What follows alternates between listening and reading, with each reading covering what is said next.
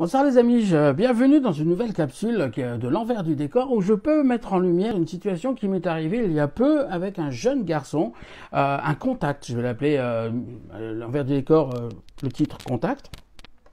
Mais un contact un petit peu qui sort de l'ordinaire. De l'ordinaire, pourquoi? Parce qu'en fait, pour expliquer la situation, je suis en train de recevoir des demandes d'invitation, des demandes d'amis via mon Facebook, puis je tombe sur l'une d'elles. Ah, j'en ai juste 490 en attente, donc il me reste plus qu'une 80 places, donc c'est compliqué. Et là, j'ai une maman qui me dit, voilà, j'aimerais bien que vous m'acceptiez encore une fois dans ce que vous faites, parce que je vous suis sur les différents lives, et ça me ferait plaisir de rentrer en contact, de vous suivre, pardon, parce que j'ai perdu mon petit garçon qui se prénomme Yann. Alors j'ai dit bah oui voilà, pourquoi je n'aiderais pas une maman qui vient de perdre son petit garçon. Donc on échange un petit peu de manière classique. Puis elle me dit en plus il est comme vous, il entendait des choses, il voyait des choses, il parlait aux gens qui étaient de l'autre côté. Bah, ça m'interpelle, qui s'interpellerait pas.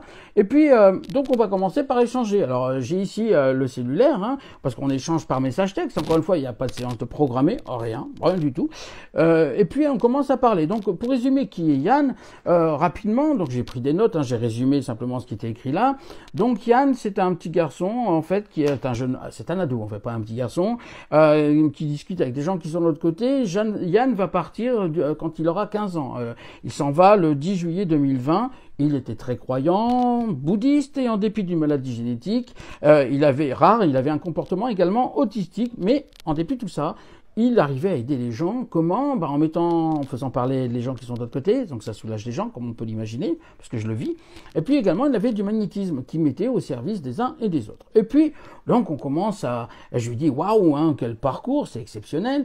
Il me parle de livres, comme s'il aimait un livre ou lire un livre. Il y a quelque chose avec livre. Et voilà ce Séverine, à un moment, me répond. Je cherche juste mon micro parce que je vais le mettre là.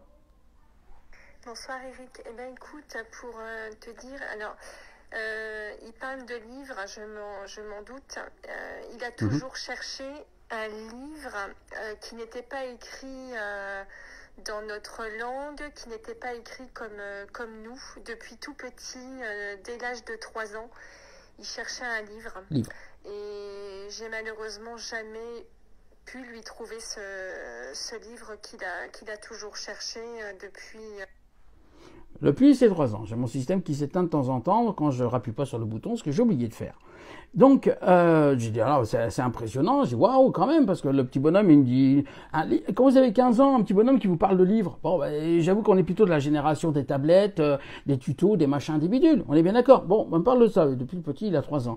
Puis là, je lui dis, écoute, il me parle de musique, il est rieur, bon vivant, je le laisse à l'écran, je dis, il est rieur, il est bon vivant, il est capable de faire, il aime la musique, il aime danser, je lui dis, voilà, et il me parle de musique, il est rieur, bon vivant, il n'arrêtait pas, et de danse. Je lui dis, de danse. Moi, pourquoi je dis ça, moi?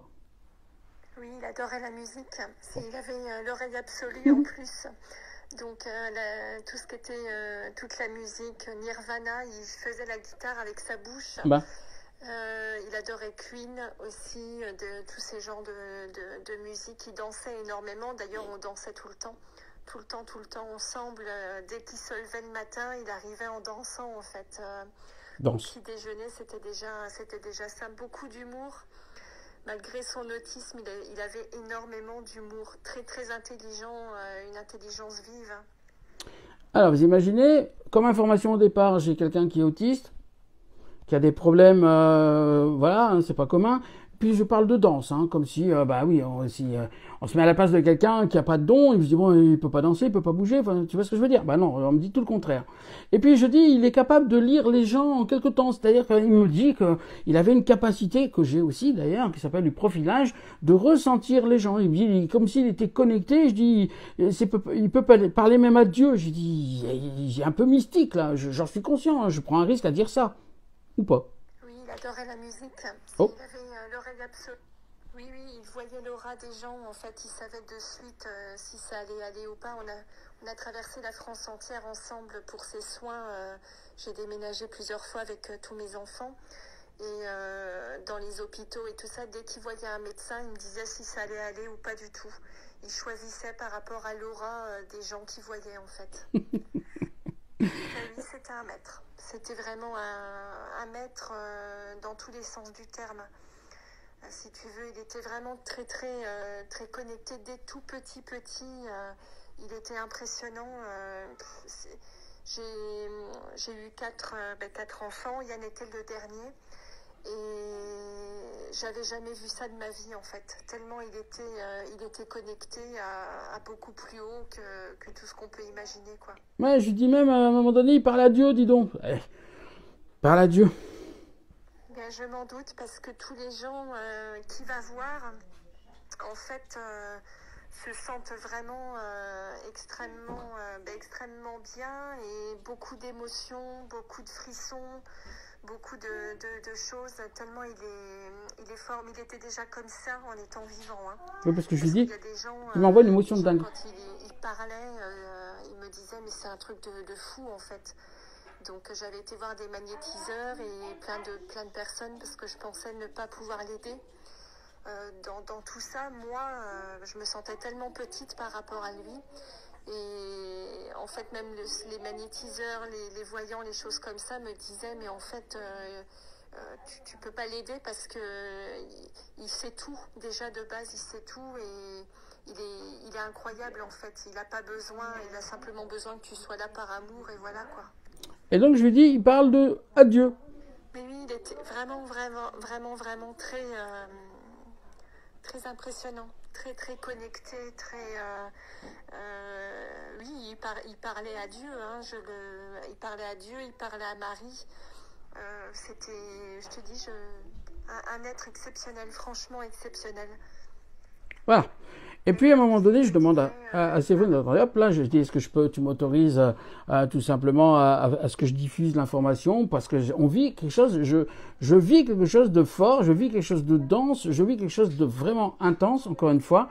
Alors à un moment donné, encore une fois, je lui dis, il parle de France. Alors oui, ils ont fait le tour de France. Donc là, parce qu'au départ, je pense que c'est France-Comté. Est-ce que c'est un prénom, France? Mais oui, mais juste avant, Séverine nous disait, il est venu, on a fait le tour de France. Hein. Ils ont été voir des médecins, ils ont rebondi de ville en ville, Tour de France en fait. Bon, moi je prends l'information, sachant qu'elle me l'en avait dit juste avant, je me suis dit bon, je vais être honnête, je valide pas ce que j'entends. Puis subitement, je dis, il y a un parfum de violette. Je dis, il y a violette, je viens de sentir un parfum de violette, je viens de sentir ça. C'est écrit en toutes lettres. Et voilà ce qu'elle me répond. Non, on n'a pas de prénom France dans la famille du tout. Ben oui, c'était mon parfum de violette, c'est le mien, oui. Parfum de violette, je parlais de France parce que je pensais que France-Comté, parce que c'est la France, et donc c'était le Tour de France qu'il venait de faire. Et puis à un moment donné, je dis, donc on parle de ça, et puis je dis, est-ce que il me fait tourner la tête sur le cou, c'est-à-dire je fais ce mouvement-là 5-6 fois, mais c'est violent, hein. Je le fais fort, puis c'est comme si mon cou il craque, là, j'entends craquer mon cou, il a craqué, et j'ai marqué en dessous c'est fou. Voilà, il vient de me faire tourner j'essaie de vous montrer comme je peux, j'entends ça.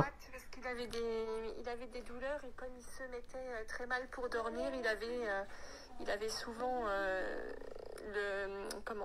le truc de tourner sa tête en fait pour se faire craquer son cou. C'est le geste qu'il faisait sur la droite, il tournait sa tête pour faire craquer son cou. Et donc à un moment donné, je lui dis, c'est fou, et il me parle de Rose, maman, Rose, c'est marqué en toutes lettres, hein, c'est là, Rose, maman, je pense qu'au départ c'est une robe, mais non, c'est Rose, robe et pas robe, j'entends donc Rose, et voilà la réponse de Séverine. Rose, c'est mon deuxième prénom. Maman. Et c'est le prénom aussi de sa petite nièce, voilà, Rose. Voilà, donc ça c'est complètement dingue, ça c'est complètement fou. C'est pour ça que je voulais vous en faire encore une fois un petit retour, un petit topo, un petit retour de ça. Alors je dis, il avait comme mal au ventre, j'ai dit il avait comme mal au ventre. Elle me dit oui c'est vrai, alors là il n'y a pas de message texte, elle me dit c'est vrai, il y a une opération lourde, très lourde au niveau du ventre. Il s'était fait ouvrir sur 60 cm de long, sur 8 de large et 8 cm de profondeur. Par le ventre. Puis à un moment donné, je suis en train de me frotter le front, j'ai enlevé mon chapeau, vous le verrez ici, je suis en train de me sauver. Et elle me dit oui, il frottait son front souvent, il faisait des crises d'épilepsie. Vous avez la photo et le témoignage de ça. Et à un moment donné, il me dit « ose petit ». Je sais pourquoi il me dit « ose petit ». Bah parce que en fait, Yann, il a 15 ans. Jusque-là, tout va bien, mais il mesure 1m95. Je mesure 1m60. Je me répéterai pas. Donc, il me dit « ose petit ». Il me dit « ose petit ». Il avait beaucoup d'humour, on a bien rigolé, lui et moi, après. Il m'a dit « ose petit, ose ça, ose dire, ose les choses ». Ben, j'ai osé, c'est pour ça qu'avec Séverine, et c'est pas une publicité, ça n'a rien à voir, je n'ai rien à démontrer, j'ai pas de preuves à faire. Ça fait 1 an et demi que je fais des lives sur les réseaux sociaux, j'en ai plus de, je crois, 350, 360 à mon actif, donc j'ai plus rien à démontrer. Mais quand je vous dis qu'ils sont là et qu'ils sont capables au cours de séances, et là encore, il y a de l'interaction, c'est-à-dire qu'on peut échanger, on peut discuter, et qu'ils peuvent faire ça, ben ça, moi, je trouve ça magnifique. Voilà, c'est ce que je voulais vous partager dans ce direct-là, dans ce live, pas ce direct, où on peut partager des choses avec des gens qui sont de l'autre côté, avoir de vrais échanges, comme on l'a eu aujourd'hui avec Séverine, que je remercie du fond du cœur de me permettre de vous diffuser cette information, parce que ça concerne son petit, et ce n'est pas à des fins publicitaires. Ça n'a rien à voir. C'est juste pour montrer qu'il y a une interaction avec des gens et que les détails donnés sont très importants, et c'est ce qu'ils nous font, et vous êtes très nombreux à le vivre avec moi en séance. Donc là, merci à Séverine, merci à Yann, que j'oublie pas d'être venu pour pouvoir nous parler. Et encore une fois, j'étais juste en train de dire à sa maman, welcome sur mon Facebook. Voilà, à bientôt, salut, bye bye.